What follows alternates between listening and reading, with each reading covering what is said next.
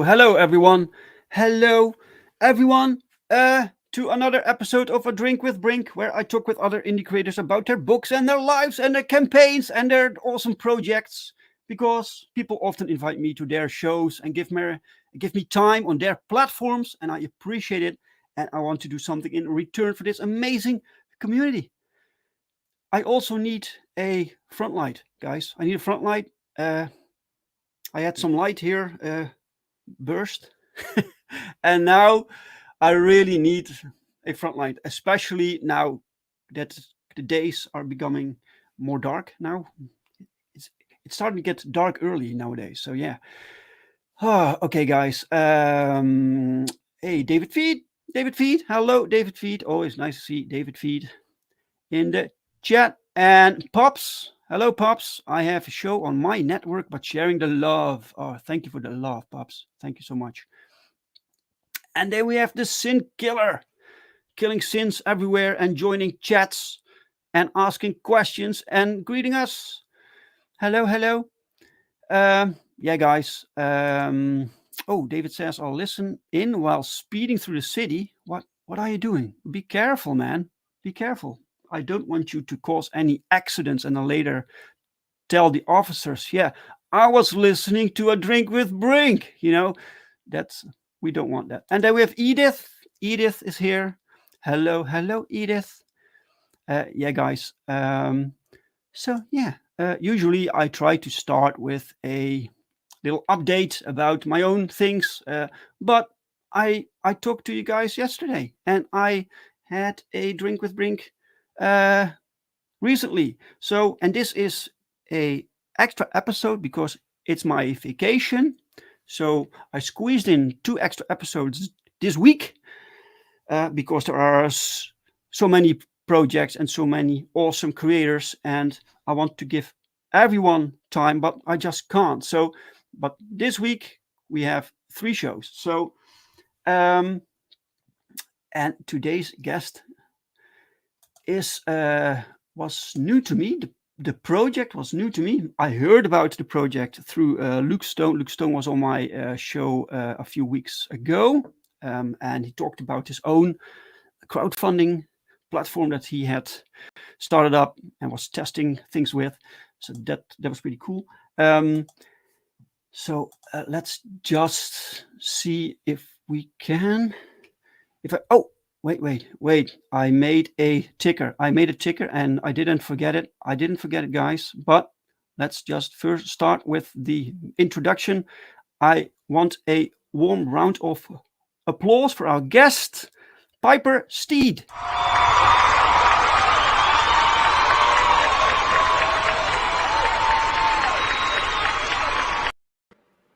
That's cute. I like that. Yes, they love you. They love you already. Welcome, welcome, Hi, welcome, welcome, Piper. How are you doing today? I'm doing pretty good, pretty good. Considering Excellent. it's the middle of the week, actually pretty Yeah, energetic. it's a strange time for you right now. I think to do some streaming. It's these silly European times, you know. Yeah, it was. I was like, oh man, I need to remember, Yeah. because most of the streams are around the same time every evening, and I'm like, I need to remember that this one is like Right. smack in the middle of the day for me. Well, this is good. This is good. A different time zone. Yeah. I have European viewers also, so maybe it will help you a little bit get some more eyeballs on your project. But first, I need to ask you. This is a drink with Brink. So, what are you drinking? Well, since it's in the middle of the day for me, I'm just drinking Arizona tea. That is fine. That is fine. People sometimes think that I mean alcoholic beverages, but that's not necessary. You know, I'm drinking cola, so nothing special. You Oh, know, okay. uh, Arizona tea, right? Arizona tea. Okay, cool.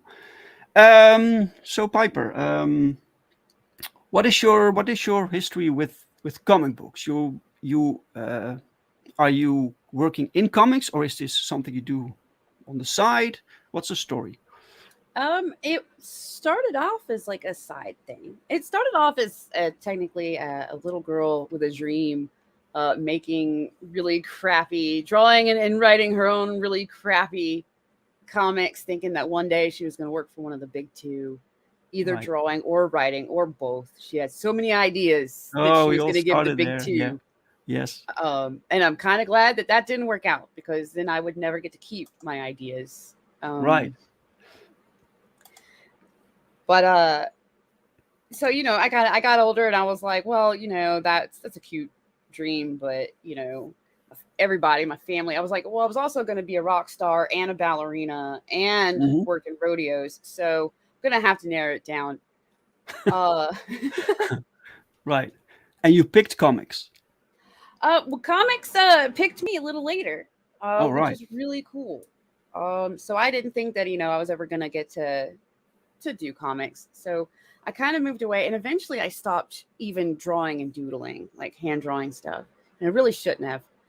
Uh, but I was trying to work on something like be more realistic. So I went to school for visual communications to kind of stay close to the field. Um, and then I was starting to minor in English. It was not creative writing. It was some fancy term for creative writing, honestly. And I was tutoring that, and Right. so I started the editing stuff Hmm. technically in college.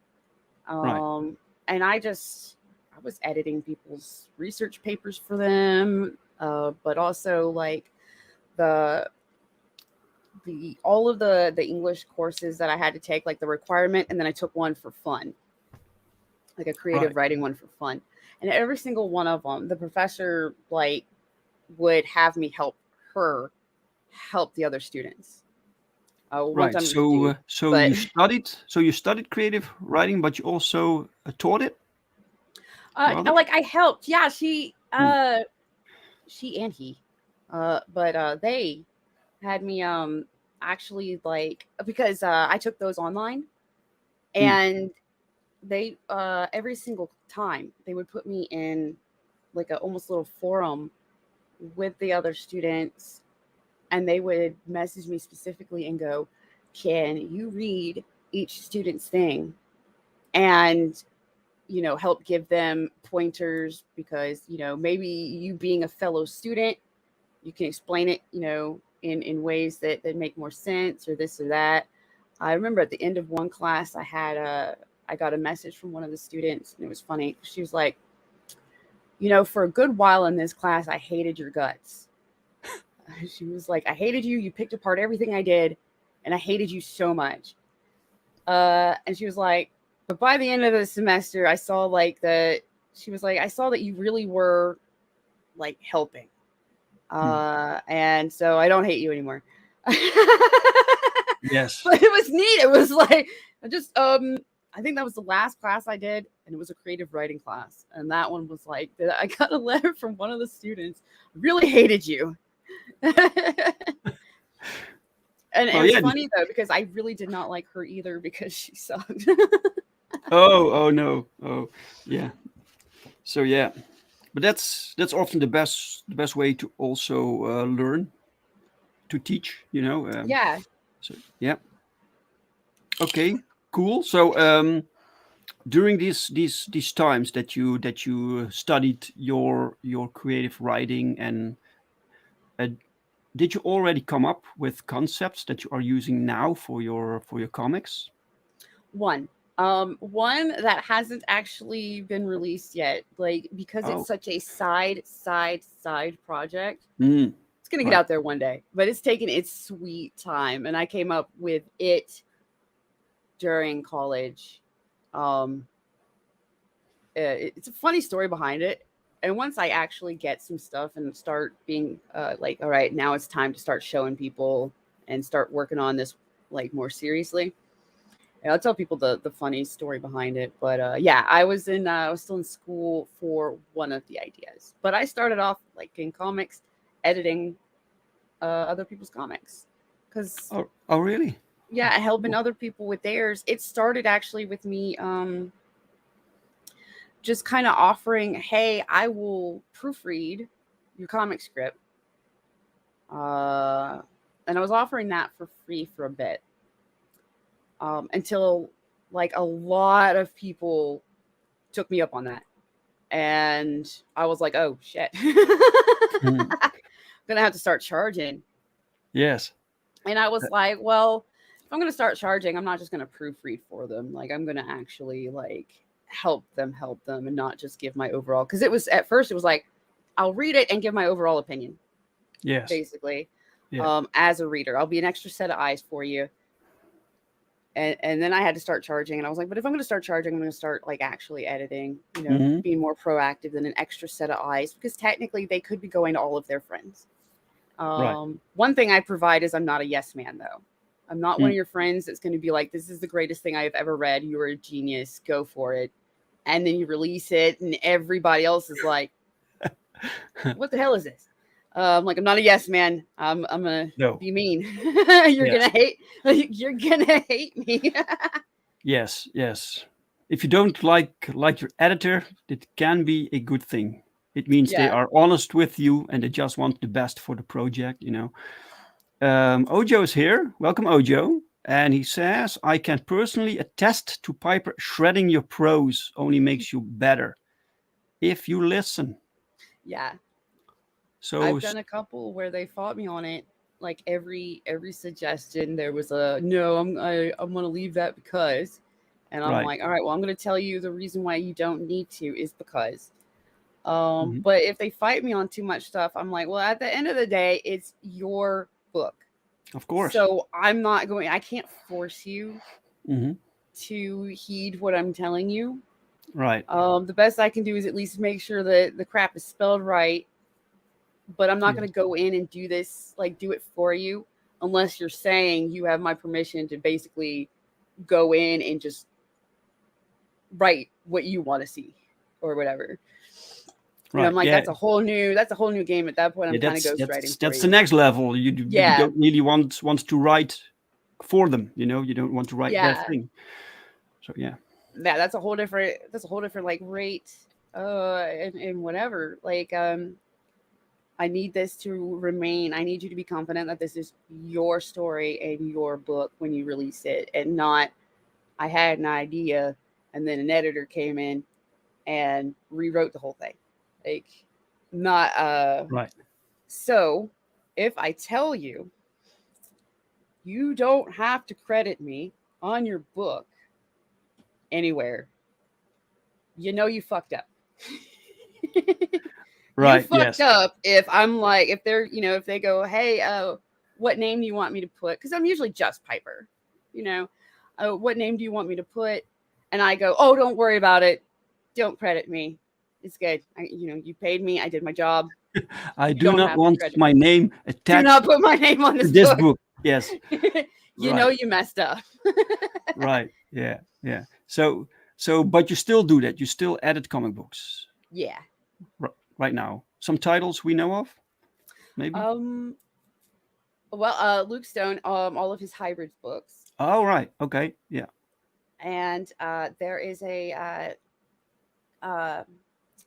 Professor Murphy. It's what I mainly know him by as his handle, but he did a War Party, War Party. and Right. I Yeah. did Murph. editing on his. Uh, I don't want to butcher her name, the character's name. It's like Diana's War Diary. All Diani's right. War Yes. Diary. Yes. Um, and a lot of that was very technical editing. Like a Technical? lot of What it do you mean? was In what sense? uh, simply looking to make sure that the formatting was going to work and that everything was spelled right. Like Hmm. very low level of editing, but Right. it Right. was cool Nothing. to be able to Nothing say, that had to do with the story itself, basically. yeah, yeah. Yeah. Okay. Maybe telling him that one word choice would be better than another for readability's sake, and that Hmm. sentences could be structured different for readability's sake. But yeah, very technical stuff as opposed to more of the content stuff. Right. Right. So how do you know as the editor that you because the editor doesn't have an editor, you know? So how do you know that that you get everything, that you have complete oversight and you pick out the things that you think this can be better, um, uh, without having your own backup, you know? You understand the Well, question? It's a yeah, it's a silly question, but I always tell them to, you know, get other eyes. Get a right, few yes. people that you trust are going to tell you like it is Hmm. to just read it. Um Right.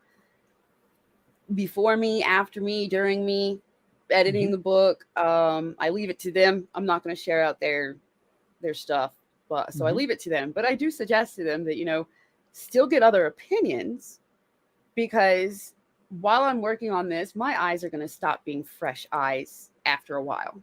Yes. Um, and if you come back and you say I would like to change this to this, you know, then I'll be like, I'll either say yeah, that sounds like a good idea, or no, your friend is an idiot. Like, Hmm. Yeah. Sinkiller says so. You don't try to change the character personality or the story. Nice to know. the most I will do is give opinions on that stuff and advice, but I will not try to change the actual essence of the story. I'm going to go in there and tell you how you can write that specific story or personality the best, the best for your readership kind of deal. Hmm. But Right. when it comes to the story or personality in general, I give my professional, like it's my professional opinion. This character is a little bit over the top for the tone you're going for. You might want to tone down this or that, or make them more like this. Story wise, it stops making sense in the middle. You might want to save that for a different book. You're putting too much into one, stuff like that, but not the actual what it is, because I'm not going to take your your story, your baby, I call them, your Right. brain babies, Mhm. and turn them into my brain babies. That's Exactly. not my thing. Ex- Exactly. You're there to make sure that the book is as much as the vision of the creator as it can be in the most uh, perfect form. Yeah. You strive towards this perfect product. Yeah. I'm helping you polish every little, rough bit that we might find in there. Um and I usually, especially if I'm working with a new creator, I'm also teaching them for future reference. Like, Mm. especially like with script writing itself. Um, so there's a lot of books that aren't out yet that I'm editor for. Well, no, there's Black Rhapsody is one that is and I think it's in demand now. I think, but that is one that there was a lot of, kind of teaching. Like she was brand new, so with brand new creators that are kind of like, I have this and I don't know where to start. It usually starts with a big old chunk of text concept, Mm. and so I will teach them how how I feel is the best way to write a comic book script, because I know it is at least the easiest style to work with. So I will Mm-hmm. teach them that. Like I will teach them how to comic script. I had like one new creator, his thing's not out yet, so I'm not gonna spoil it, but I know that his panels were like rambling. It was just rambling about the thing without any solid, decisions. And I'm like, you're gonna confuse your artists. They're going to Right. be sitting here looking for exactly what you need, and you're kind of writing that you don't 100% know exactly what you want. I Right. was like, Yes. you're going to confuse your artist. If you want to leave something up to the artist, say blank is at, blank is up to artist, but it needs to have this in it. Like, Yes. uh, so that's a lot of fun. Because I'm kind of like, man, if I teach y'all too much, you're not going to come back. You're not going to need me. Yeah. Yeah. Yeah. Don't give away everything. The Sin Killer says, "I'll keep." I think he means you. I'll keep you in mind for my next one. Oh, cool. Heck yeah. That would be great. That would be excellent. So yeah, I take it you read a lot of comics also. Do you read the mainstream? Do you read indie? What's your favorite thing to read? I used to read a decent amount of mainstream. It was always like the storyline itself had to just catch my attention. They had to catch my attention in some way. So I was Mhm. hardly ever like, I just really love this character, so I'm going to read everything about this character. Right. It was generally, I like this character, um, and the description of this run sounds interesting, so I want to read Hmm. that. Um, and then they just stopped being interesting. Yes. Yes. The problem also is with if you like a specific character, and these are characters from the mainstream, so you have like series that go on for like 20 years, Yeah. and so they switch writers, and sometimes the character is not really the character anymore that you Yeah. liked. Yeah. And I Yeah. think good writers should grasp the essence of the character. So you have the same character just handled by a different writer. Um, Yeah. Good writers need to be good readers. Like, yes. I would definitely suggest you want to write something. Read all sorts of stuff. Read outside the genre, even like that Hmm. that you want to be in. Just read. What's your And what's your favorite genre? ooh, it's hard to decide. Definitely like in sci-fi and fantasy, which can be combined in like a million different Hmm. ways. Yes. I like a lot, like a wide variety of stuff, so it's hard for me to like stay in one. Um, but I think probably sci-fi and fantasy are the two that I'm into a lot. Right. Right. Um, so you read indie comics also, crowdfunded books, Yeah, right? Do that's you would mostly what I read now. Yes, yes, yes. We don't need to name names or titles, but do you sometimes read indie comics that you think this could have used a different editor, or maybe they don't have one at all, and you're like it could have used one. Yeah, yeah, I definitely don't want to name names. Hmm. Although I had considered doing a show where I just did very quick reviews as an editor Right. on, all right, so this book, this is where they're strong, this is where it's weak, this is what they could do better, and overall what I think, you know, as Yes. like just complete technical, not a oh, I'm just a big fan and stuff like that. Or Yeah. I kept thinking about doing that, and I was like, I'm seeing too many people take reviews personally, like Mm. reviews of their stuff as attacks on them, and I'm like, so Right. maybe I should just not Right. uh do that. But yeah, there's been a few where I'm like, the premise is awesome, the art's amazing, but the storytelling Story's falls lacking. short. It doesn't do the premise justice. That's a shame. Yeah, Mudman is here. Welcome, Mudman. Hey. Nice to see you. Um, yeah, yeah. This is a shame when you prepare. Making a comic is a lot of work. And it's very expensive. You have to go through all the motions. You have to make sure your backers get the books. So there's a lot of stuff going on. So I sometimes don't understand why stories are like meh. That I think you'd want the best everything, the best art, the best lettering, the best story. Everything has to be top notch. You only have one chance to make this one comic. Yeah. Yeah, it is especially rough uh, for writers because a lot of times people will read a writer's early stuff and just assume, well, that's what they're capable of, and I didn't like it. Right. Artists, you can see them improving from book to book. Yes. If they need to improve, you can see the evolution and be like, I used to not like their art, but they've like stepped it up, they've cranked it up a notch. But for writers, you have to invest the time to read it. You can't just look at like a couple pages of art and go, hey, they've improved.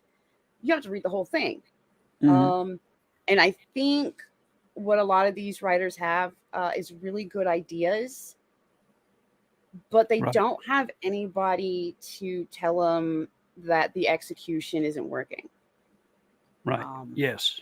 Do and you so, oop, do you yeah, maybe also think that the craft of writing is underestimated? So many people think that they can write. yeah, Right. I unfortunately, I think that too. I mean, there's some classes, there wouldn't be creative writing classes Right. Yes. if there weren't a need for them, Hmm. or a market for them or whatever. They really do teach you how to take what is in the story in your head and describe it. Hmm. And in the case of comics, describe it and almost act it out because you can't Hmm. just write walls of text to tell the story. Um, or then you've got like a really pretty picture book, but Yes. Um, so yeah, I do think that a lot of self-proclaimed writers are awesome idea guys and gals. Um, but they need help with the writing part. I mean, that's why, some people hire writers uh Yeah. because they know that they're idea guys and gals. Yes. Yes. So they hire a writer to look. I just dumped this idea, or they'll get in a voice thing. Here's my idea. I don't know what to do with this, but I want the story to happen. I want it to look like this. And the writers make it happen. You know. Right. Yes. So I just think there's a lot that are idea people, but instead of hiring writers, they're kind of like, well, how hard can it be? And Yeah. they write it themselves, Yeah. and then they Without don't editors. Yeah. yeah, and then they don't get an editor to help them out, and if they do get people to read over it, it's yes men. It's their Mm. friends going, Yes. yes, I love Exactly. this, you're a genius, I'm not going to say anything to hurt your feelings. And I'm like, no, Yeah. you need people that are going to be blunt and not care if they hurt your feelings. Exactly. You need that because this is very competitive. More and more people are starting to make their own comic books and put them through the crowdfunding platforms. So there is competition out there. You need to step up your game. You can't just half-ass your story and then expect people to come back for issue two. It doesn't work like that.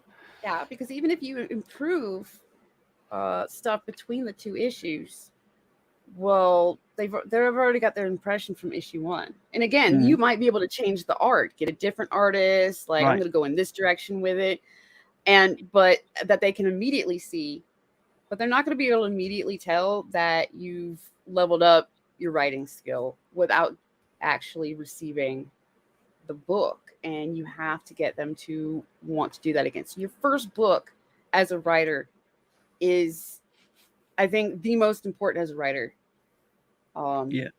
generally. Right. Yes. Put yourself on the map. Yeah, Yeah. this is true. So with your current campaign, Rift Riders, are you the writer or are you the editor? What's your role there? I am a co-creator and writer. Okay, So I co-creator. am I'm the half of the idea guy, Yeah, and also the one that's writing it. And I will not edit my own stuff because, again, fresh eyes. I'm gonna write something and go, I'm amazing. I am a freaking genius. This is awesome. yeah, No, I right. need, I'm gonna need the fresh eyes Yes. to come in and go, man, you typoed the crap out of this, by the way. And also, it sucks.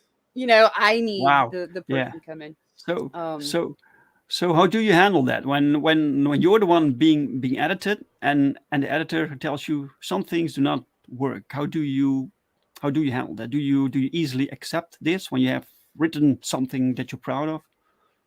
uh, Generally, an early reader, you Mm, know, the extra eyes, the fresh eyes represent your customer or your potential customers. Even though they're going to see something, they're not going to see a script. Still, they're going to see the dialogue and the panel descriptions. They can imagine that in their head. Uh, so having the different eyes represents your potential readers. So if I have somebody come back, go, the pacing's just weird, then I'm going to be like, all right, how do we fix this? All right, how do we fix this? right. Yeah. Or, this page just seems really convoluted, or, this or that. Then I'm going to be like, okay, well, then that's something that a potential reader that gets this in their hands might come back to me and say, and I would rather hear it before it becomes a Yeah. book. Exactly. Yes. Exactly. The Sin Killer says that's why Marvel and DC need new writers, or Marvel and maybe they DC need need editors. actual editors because what they Yeah. have is that people that are called editors, but really they just sit there and go, all right, so we need a book that has a black Spider-Man, uh, and he needs to freaking have a friend in a wheelchair. That's what their Yeah. editors do. Like their Yes. editors don't actually look at these books at all before Right. saying print it. They're just say, writers, we need to write this, get it done. All right, sweet. Yeah, and since nothing is canon anymore, nothing Yeah. matters. So these editors don't even know the previous stuff, or they don't care. Yeah. Yeah, they don't have actual like editors that do editor jobs. They have editor in chiefs, sort of. Yeah. They have people that sit at a desk Yes. and just say, print it, Okay. make that person brown and print it. Like that's all they have. Right. Okay. Let's take a look at your book and your campaign, Rift Riders, after these little messages.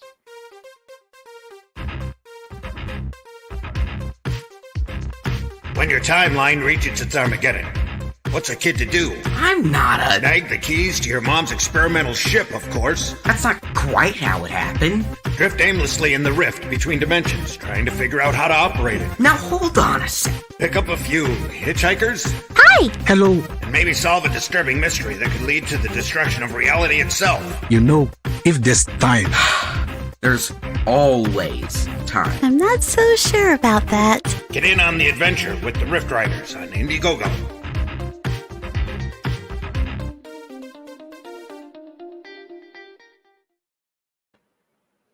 Nice, short and sweet. Did you also do one of the voices or not? Yeah. Yeah. I did the girl's voice, which was really funny because my son heard it, and he goes, "I thought you were gonna do the girl's voice," and I was like, "I did," and he goes, "She doesn't sound anything like you," and I was like, "It's called acting. It's Yeah. called voice acting for a reason." That was the plan. Yes.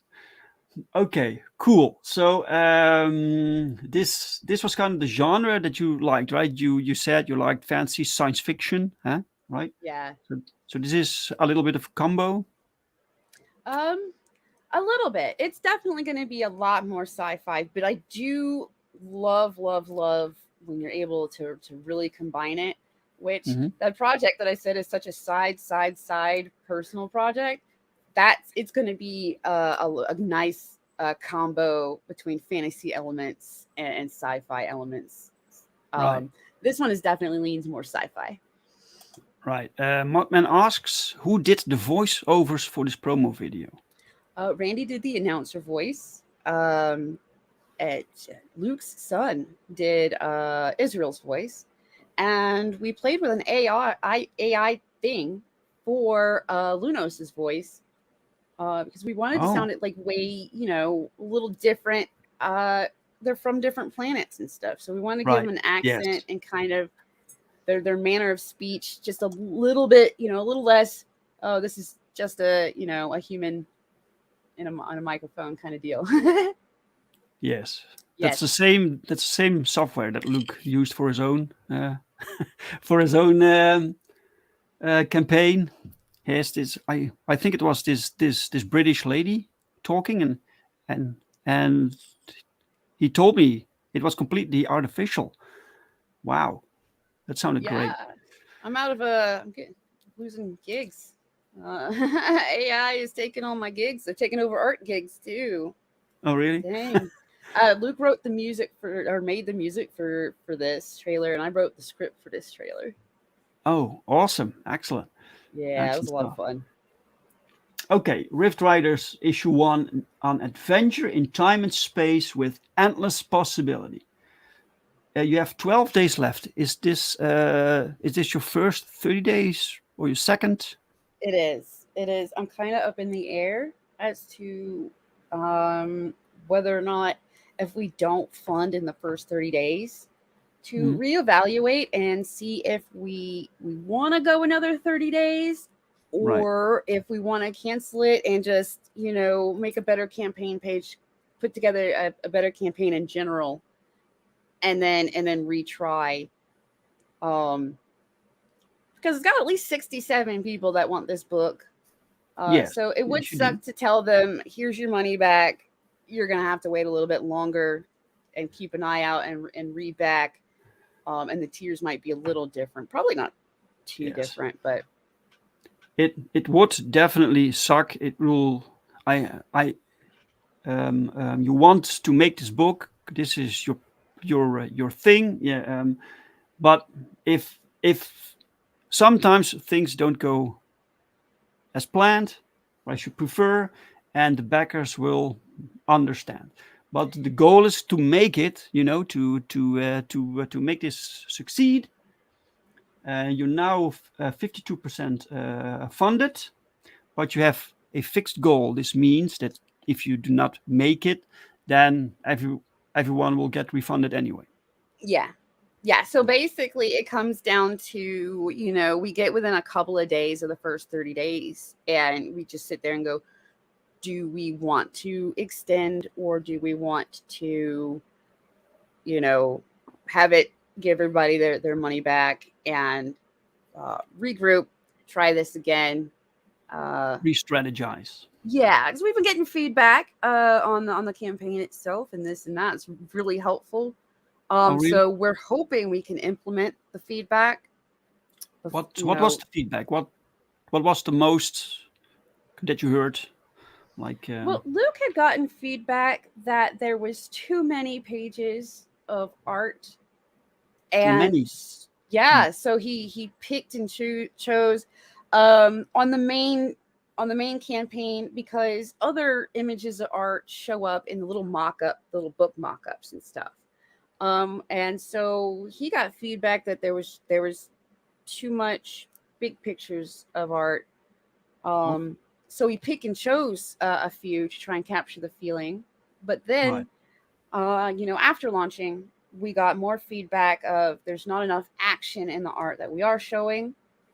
And that we probably should have done the lettering so that they get a feel of like what they're saying and stuff. Mm. I'm very spoiler paranoid. Yes, I have the same thing. I basically never put lettered art on my campaigns. Right. Same. But, we're hearing that they'd rather it be lettered. And I'm like, look, we need to take all this in, all we're hearing into consideration. If this is what people need, Yeah. Right. to help them make a decision, then Right. people need it. And technically, the first 5 pages had been printed before Oh. with lettering, so we're gonna go ahead and do the lettering for the new first 5 pages, because that story's technically floating around anyway, or that part. It's not very spoilery. Right. So we're gonna letter those and put them on here in order. But we're also picking through and trying to find some like action pages, may or may not be lettered, because it may or may not give too much away. Because people want to see some action, and I'm like, man, the action pages give away like some good stuff that we were like Yes. sitting on. Like we want them to read the book for this cool Yeah. stuff to happen. We don't want to spoil what's too much of what's inside, but we're like, you know what, if people need, let's go back through and figure out like what we can go ahead and spoil to show people that yes, there's action in here. Right. Right. Yeah, it's always finding this balance. You want to show people as much as possible while spoiling as little as possible. Right, we don't want to give away stuff because we want to make people go, oh, this is Yes. interesting. The first 5 pages are written just like that. Like, oh, this is interesting. I want to know where this goes. So I think that the lettering is going to help a lot. Right. This also means usually, I think, that if you post something and you're afraid it spoils things, it means you have written you've written condensed. So every page matters. Every page is this little story on its own. So you can't really not spoil when you post just a little fragment, Yeah, exactly. Yeah. So it's gonna end up getting spoiled. So I'm gonna say it anyway. The campaign focuses on their initial conflict because this is the overarching conflict, which is this weird green stuff that should not be able to be where it is. But Right. that's not their only problem. That's the mystery that they have to solve, and they kind of figure out why somebody needs to solve it, or everybody's screwed. Yeah. The So a singular couple of action panels. suggests, Yeah. maybe That's just the show idea. panels instead of full pages. But this stuff also attracts other things that Yeah. should not be there, that are dangerous. And I like that just a few panels thing. So what we had ordered to be done was the first 5 pages drawn and colored to show everybody. Mhm. We're lettering those. So we're going through the script because technically to show more pages, we need to make them. We Right. need to go ahead and make them. So I'm hoping that we can have them made to show off in time within like the first 30 days to refresh, hopefully restart this. But yeah, we were focusing on the initial overarching problem and saving all the other juicy bits. Exactly. So we're going to show, we want to show some juicy bits, and I'm just hoping that we get to show them in time. Right. David Feed says, so I'm home and alive. Can't say the same about some road animals. No, David, come on. Oh, no. Don't joke about that, man. That's not funny. Okay, so, Piper, what is the story about? The story is about a little group of friends that technically displaced in time, and that's kind of how they became friends. It centers around like the first person displaced basically was Israel. His timeline, his world had reached its Armageddon. And this guy is Israel? Or No, Israel's the one in the front. Oh, okay. So Israel looks and sounds like a roughly a 13-ish year old kid. But as soon as he left his timeline, as his world's Armageddon was happening, in this experimental ship itself became a fixed point in time that is stuck. It is technically considered, on the inside at least, stuck at one point in time. So he does not age because most of his time is spent in that ship. He doesn't get to age physically. Okay. So he is a frustrated, grumpy 40-something, roughly, 40-something-year-old stuck in a 13-year-old's body. Oh, no. So he's grumpy because he never gets taken, and he hardly ever gets taken seriously. Yeah. He keeps getting, he is super bright. He keeps getting treated like a kid a lot. And also the fun part for me is that stuff don't fit. Yes. Lots so of much fun things to write. do So much options and possibilities you have with such a character, right? Yeah. He is the example of if I knew then what I know now. Except for the then that he is stuck in happens to be 13 instead of like a more mature age, you know, at least like an 18-year-old's body. So he has all this knowledge, but he has the problem of it's coming out of a almost a kid. Right, yes. And the two friends, they are displaced in time two different ways. So technically they met at two different occasions. Rivia, the girl being the third one. As the series goes, you'll get to learn more about how they met because it'll start becoming more, relevant. Right. So, but this main character is human. Yeah. He's from the future. Yeah. Right. And these other two are from other worlds. Yep. Other times, dimensions, planets. Right. The ship can do it all. Right. Except it's not the bigger on the inside. We don't have the bigger on the inside going on, unfortunately. But the Sin Killer says, "Look at that logo, so beautiful." Oh my goodness, that logo looks so simple, and yet it took so much work. The logo was completely different at first, and I still really like the original logo. But we couldn't, no matter what color scheme I put it in, we couldn't really get it to pop against the background. So the entire logo changed, logo/title changed just because of the cover art. Oh, really? Yeah. Oh, wow. Yeah, sometimes you can just change the coloring, and that. Yeah, so at first that's what we tried to do. We tried so many different color combinations. Yes. And it just wasn't popping. It was a very unique looking logo.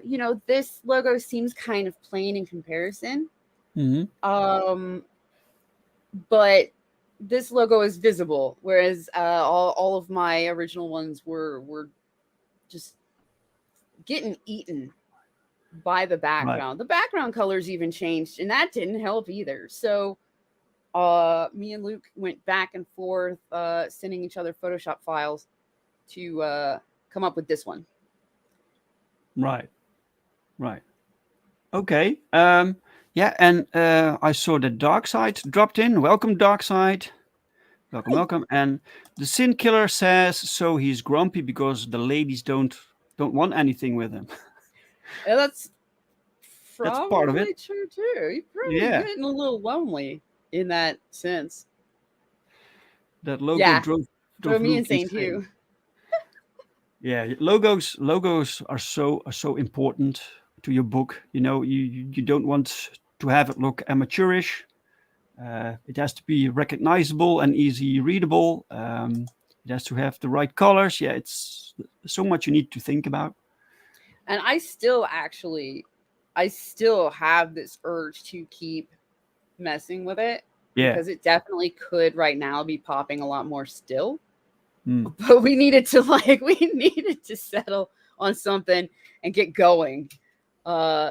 because we were working on this logo up to the launch. Like, we kept messing with it, and we were finally like, all right, we need to just be satisfied and let's go. Right. Okay. So this is a floppy of 32 pages. Let me see. It's. I like these colors. Who's the colorist? The colorist is oh my gosh. We will find it. We will find. No worries. He's listed on there, and Yeah. I keep, because in my head he is his Discord handle, which Oh, right. isn't Yes. right. Right. See, that's what's really bad, Sim Killer, is I'm supposed to be a graphic designer. All right. What's the target audience for this comic? I just want to say everybody, but I like that the Bleeding Fool site, their interview questions said you can't say everybody. Edgar, that's right. Edgar, yeah. Edgar doesn't like me anymore, I don't think, because the editor in me and the fact that, I went to school for a lot of this stuff. So even if I'm not a physical colorist myself, I'm very much about the, I'm hardcore advanced color theory. So I at least know color theory, even if I'm not doing the cool shading and stuff myself. And so I am nitpicky, and I can't help it, but it's my book, so it's my colors. Yes. And I'm very nitpicky, and to the point where I feel like he's going to quit if I don't back off and just stop. Yeah. If I don't stop messing with this, start being happy faster. So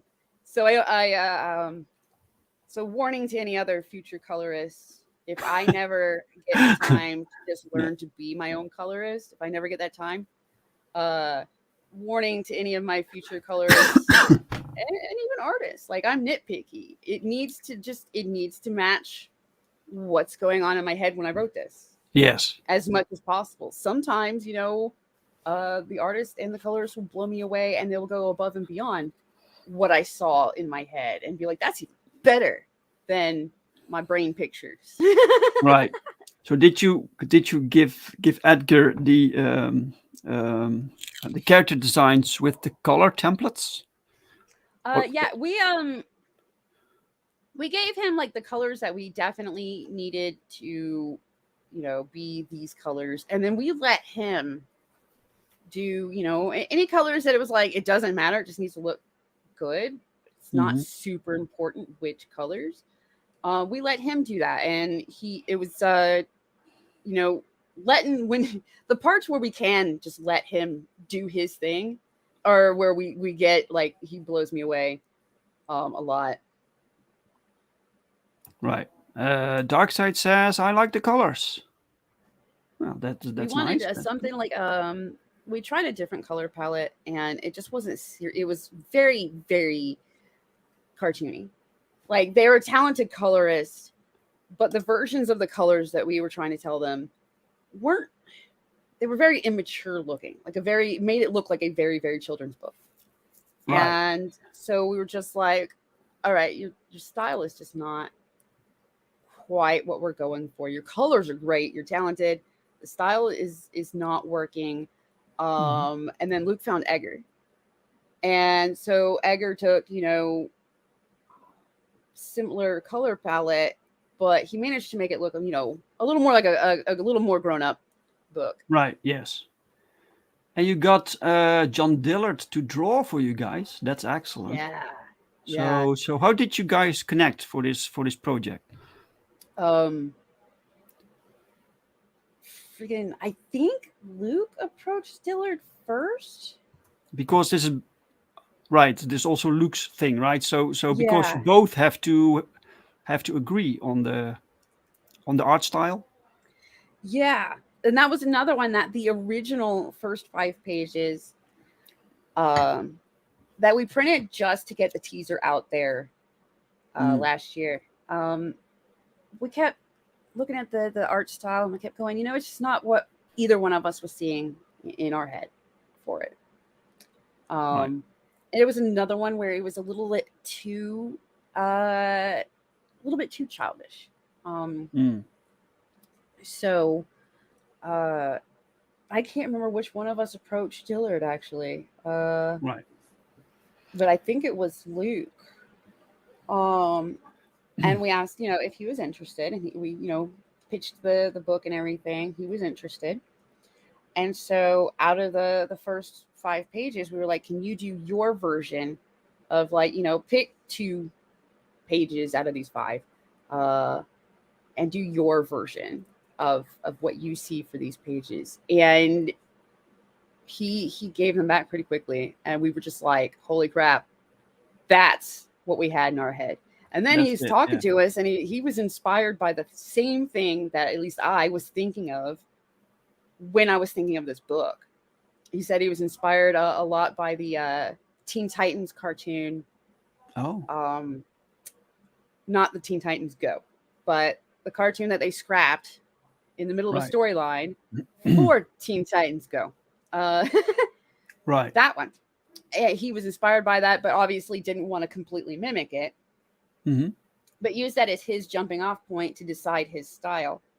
And he also has said that he has a lot of fun doing this, and he likes doing it because it's simpler than what he's been doing on his books. Yeah, because the buckler looks completely different, right? Yeah. And I'm like, and I love the reactions of, that's Dillard? That's Dillard? That's Yeah. Dillard's work? And I'm like, yeah, he gets to show that he's versatile. He likes that it's a simpler style because he can he can worry less about technical detail and have a little more fun with it. Right. And so I'm just, I'm happy that he's happy because, I don't want an artist that's like, it's a paycheck, or Exactly. a pay rate. I want, if you're working on it, I want you to work on it because you're into it. Right. Yeah, this is important that the artist also feels that it is his project also. Yeah. And his vision matters also, that because you basically hire him to visualize this book, so he needs to feel like his vision matters. Yeah. Yeah. The Sin Killer had a question for the two of you. I'm just the host, right?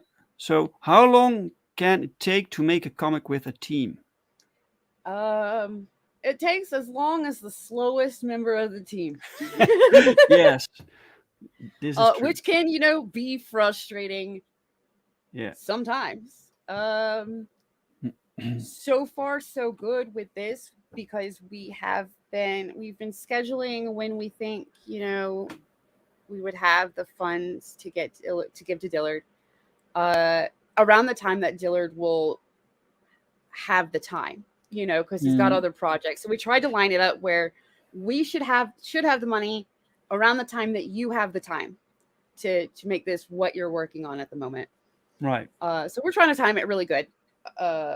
Great, you're keeping active. Well, thank you. Thank you, Watch. I moved my hand a little bit and it's satisfied. All right. Earlier was telling me you're sitting down too long. And I'm like, well, I'm on a stream. And now I move my hand and it's like, yeah, good enough. Yeah, you moved. Congratulations. Yeah. But yeah, Okay. It takes as long as the slowest member of the team. And I've been editor in projects where that's editor and writer on some where that still aren't out yet. That can be really frustrating if everybody's got their stuff done, but there's like one person that's just not prioritizing it as much as everyone else. Technically that happened with Peregrine. All right. I'm not going to talk too much about Peregrine because a lot of bad things happen with Peregrine. But one of the things that happened early on that made it take longer than we expected was one link in that's a huge group project. There's a lot of chefs in that kitchen, so right. Yeah, that was already chefs. terrible. But yeah. And there was one person that didn't have it as a priority where everybody else did. Yes. Okay, this is a variant cover. Yes, Who's the artist here? me. You did this? Yeah. Excellent. Wow. Edgar still colored it, and he colored it on such short notice. This is not the final colors, because by the time I finally was able to finish this, my hardware is way too old for my software, and Right. it made this take way longer than I thought it was going to, and that's Mm, with prioritizing it. right. So he had like 24 hours to color this. Oh, really? Uh, Mm, and he had very little direction from me because I was doing a million other things trying to get ready for launch day. yes. So all he had from me really was I would like the color palette to be kind of the opposite of the main cover so that we can use the green and bluish version of the logo. So stick with the other side of the color palette, reds, oranges, Mm, pinks and stuff, right. except for the skin. And that's all he had to go on. And he pretty much nailed it. This Man, it still looks isn't nice. the final colors. Once we Mm. get the final colors back, he got annoyed with me then because I was like, thank you, you're a miracle worker, you're awesome. And then 2 days later, I'm like, well, now that I got to look in there real close, here's our problems. And he was very annoyed with me. He was like, you already approved it, so you're going to have to, I'm going to To, charge you extra to pay for extra, having yeah, to yeah. go back. And I'm like, I'm sorry. I kind of Yes. figured. Yes. I'm sorry. I really didn't Yeah, have time to not approve it. Like I had to approve it. these things happen. Yeah, yeah. So with the Yeah. campaign, you get stickers. Yes. Right now we have 6 a.m. Comics. He makes stickers for. At this point, it's like you're not one of the cool indies if you don't have at least one 6 a.m.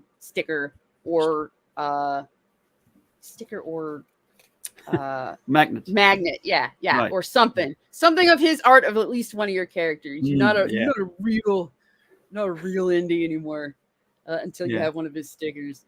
Right. So we got our first one, and I was like, make it be the big guy, like in his 1920s suit, because I just thought that would be like super cute. And then you have metal print. Yes, and this Metal metal print. print glows. Wow. That's why it costs what it does, because it's already a metal print, but then it's a metal print treated where it reacts to black light, but will also hold some of that glow in places just from Wow. being in the dark. Wow. But you got to at least activate it with a black light to get it to do it. Oh. But yeah, glow in the dark metal print. Cool. I'm really excited to see that. Collector's bag. And Wow. his collector's bag is good quality. It is it's actual canvas bag. This is like a backpack, or what is it?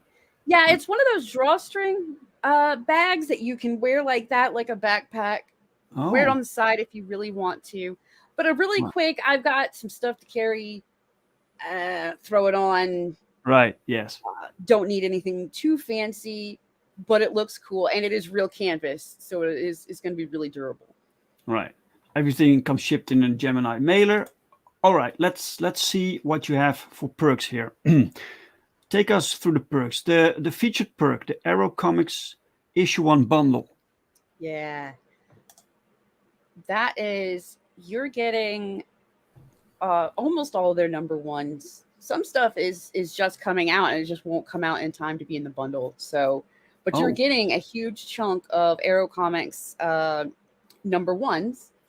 Right. And we have a wide variety of creators like One, two, in Arrow. Calico. Right? Calico. This Calico? Wait. Ah. Let me. I just got something new last week. Does Calico. that have Arrow Comics on it? No, it doesn't. Oh, from this Sigma. might be a different one then. Oh, this. All right, not the same title printed under your label. Yeah, that might not be the same one then. Right. Okay. All right. So you have But Hero Bot, Only Death Can Save Us, which is great. Hybrids and Riff Riders. So 1, 2, 3, 4, 5, 6, 7, 8 books. 8 books. Wow, for $50. Yeah. Great. Yeah. So basically, it introduces you to, like I said, it's a wide variety of storytelling art styles in these genres. It gives you a wide variety to just kind of like kick off your, if you used to be into comics and then, you got bored with the mainstream and you kind of fell off.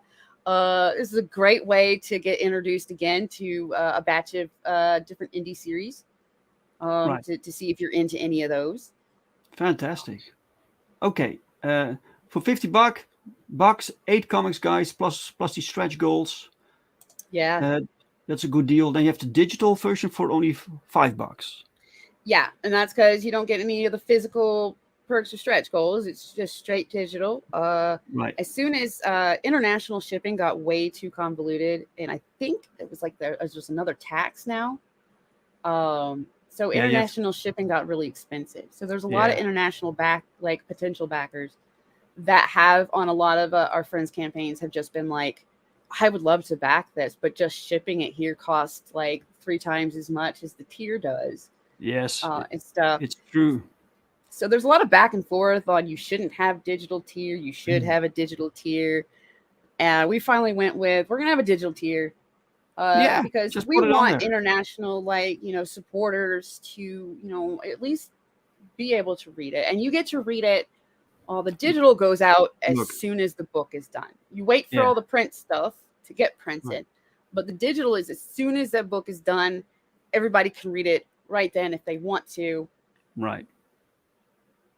Yeah. The way that I see it is you might as well put it on there. People that want the physical will back the physical anyway, and people who won't buy the physical, they have this different option. So I don't think you can lose when you put it on a digital option. A lot of people will list off like, here's how you're losing and why and this and that, and it kind of boils down to, well, even if it's getting pirated and passed around or whatever, like at the end of the day, they're still reading your book. I've had so if they like it, they'll still tell people. Yeah, I've had people buying the physical copies of the second book plus the first book because they bought the digital the first time, and they liked it, and now they want the physical version. So yeah, it's a safer way too for international backers to just take a chance on the book or the story. Is just we'll at least get to find out if we like it enough to deal with international shipping to get all the goodies. Yeah, it's the VAT costs. Yeah. That's what it was. Yeah, I deal with that also because I'm in Europe. Dr. Ino is here. Welcome, Dr. Ino. Hello. Darkside is getting wrecked with VAT costs. Yeah, Darkside buys a lot of comics. Yeah. Okay, then we have the adventure for $15. You get the book itself plus the digital. Right. Cool. Yeah. It's only fair if the digital people are going to get to read it as soon as it's done being digitally made, I guess. Yes. That the people that are waiting on their physicals have the option to read it at the same time. Exactly. Yes.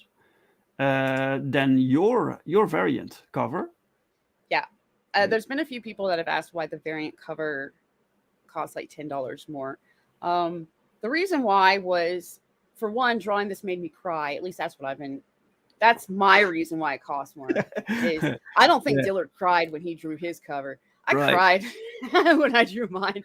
But the actual reason is because the variant's not getting reprinted. The only way to get the variant is through this campaign. So it's going to have some collector's value. It's not ever getting reprinted. The main cover is, it's going to be reprinted to, so it can be sold however else Luke wants to sell them. I guess I'll get some to sell. I don't know how that works. I'll figure it out. Yes. So, so you'll be printing exact the amount of copies as our backers? Essentially, or at least at this point, the smallest print run, because Right. there's Yes. well, it's only been claimed 9 times, so I do get to have some. Mhm. And Luke might have some, but essentially, for the most part, it'll be a print run to go along with the size of the amount of backers. So, and it's not getting printed again. So we'll even be able to tell people, at some point, like when we actually in the campaign, we can actually tell people how many there should be floating around. That's the end number. Right. They won't be reprinted ever. The main cover will. The main cover will be the main cover, so it can get reprinted for maybe even second chance campaigns and this Right. and that. Yes. But yeah, my variant is going to be really rare from the looks of it. It's going to be a very tiny print run. Dr. Ino says, very proud of you, Piper. Always awesome to see more people entering the indie space. Thank you so much. I love it here. I plan on hopefully sticking around if people love my work. Yeah. Here you have the Rift Riders issue 1 plus the metal print, plus the sticker for 45. Yeah. And This that's is the metal glow in print. the dark. That Yes, is exactly. the print that reacts to black light and glows in the dark, which is part of why this tier costs what it does, because making those is very expensive. Expensive. But you also get the sticker. I tried to add the sticker to all of them except for the digital, Sure. because the sticker has to be shipped. Yes. I tried to add the sticker to all of them. Sure. He took it off a couple of them. I'm gonna see if we can't work out putting it back on all of them. Or you can just write it in the description of the campaign page somewhere. Stickers for everyone. Something Yeah, just like make that a thing. Like, Yeah. we're so excited we funded stickers for everyone. Maybe Exactly. something like that. And finally, they have the collector's bundle. This gives you the Rift Rider as issue 1, this sticker, Daphne Lage, metal print. Yeah, that's who did the art on the metal print. Right. Your variant cover, you get the collector's bag, you get all the stretch goals, and you get the digital copy. You get everything here. Yep, Right. everything on the campaign you get in the collector's Yes. bundle. For $100. Excellent. So if anything ever gets added to the campaign, be it stretch goal or just, hey, we figured out a new perk, just assume it will be in the collector's bundle and the price won't change. Price shouldn't change on the collector's bundle, but the stuff might increase if we do well Exactly. enough. Yes. Plus, If you get add- the stretch goal stuff. Mhm. Singular says international shipping is very expensive. Unfortunately, that's why I only buy digital. Plus customs, that's a lot. A $15 book goes up to almost $60 to get to Portugal. It's crazy, man. It's absolute 100% understandable. And that's why Yeah. I was like, there's a lot of people that are like, no, never offer digital. It's bad. There's a lot of people Yeah. that keep saying that. And I'm just like, you know what? It costs nothing to print it for them. Yes. It's already getting made. It's already getting made to get printed. So it's already going to be in a digital format. I would want more people to be able to read the book. And then you get word of mouth. Like, Yeah. I loved that book. That was awesome. Y'all should definitely get it on this. I think it's a win. And if people pirate it or whatever, share it with everybody that hasn't paid $5, like, that's more readers still. That's still more people reading it, and hopefully those people like it too. But huge kudos to the ones that actually pay for the digital, because that's helping us reach the campaign goals so that we can get that to you. Yes, and you still need 48%. Let's give this little refresh. You never know. You now have 67 backers. Let's see if you got a little Brink boost. You never know, right? Yeah. Let's refresh. Come on. Oh. 67 backers. At least you didn't lose any. So this is good, right? Yes. Yes. We have had one refund that I know about. Oh, really? Oh. I don't know if we've had any more. And I feel bad because like if you see one and they don't have to type your reason, but if they No, don't they don't contact specify you why. Yeah. with a reason, Yes. and they don't, and it doesn't look like they're doing it just to get another tier. Right. I feel bad because I automatically assume the reason is something that I said. Like, Oh, really? No. if I don't know the reason, then had- I'm automatically like, I must Yeah. have said something controversial again. Shit. I had one person who wanted refund, but then I noticed that he was on like 10 other campaigns doing the same thing. So it wasn't personal. you know. Yeah. Okay, guys, the link to this campaign is in the description of this video. So please check it out, share it with people, help get Riff Riders noticed. So share it around, talk about it. So yeah, Hardcore appreciate. Oh, that reminds me, really quick. There is a contest. but there's a contest. There's a referral contest.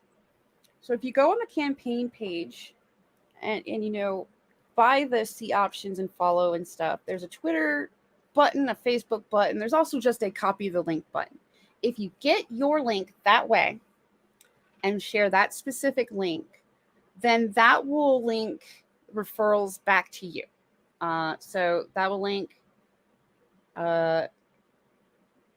There's a in the back page. There is a referrals tab, and we see the names of different people. I don't know if they have to be backers in order to have their names. I think they just have to have an account on Indiegogo. And then so we see the names and how many people they've sent to us, and it actually ranks them. And I was using Luke's link the whole time. So Luke is way at the top, and I'm down at 4th place. But we don't count. So me, Edgar, Dillard, Luke, we don't count. So first place is the first person that's not us. Right. There is a referral contest that ends when/if we fund. So even if we go in demand, it doesn't go past that. That would be too hard to keep track of. It goes when we fund. That person is going to get an extra something in their package. If they're not a physical backer, then we'll probably contact them and find out how to get them their special something. So mystery reward. Yeah. And all you need to do is share this through the sharing system from Indiegogo self. Yeah. Yeah. Make sure you're sharing it through that Indiegogo. And if people click your link, I think just clicks will get you up there. Although it does actually show like how much somebody has spent using your link. It does show a monetary amount, but I think it's might be ranking on reach or clicks. I don't know. So yeah, there's a referral contest that I want to, the campaign page is going to change a bit soon. Because we got the feedback. And that's something that, we're going to put, we're going to type really big on there, when we go through and tweak a lot of the rest of the stuff, to show people, have some more pages to show people, have some lettering. Then I'm going to actually mention really big. Also, y'all missed it, but still, the first 50 backers get a sketch card, and I'm hoping that we actually, Luke will put who's doing the sketch card, because he didn't.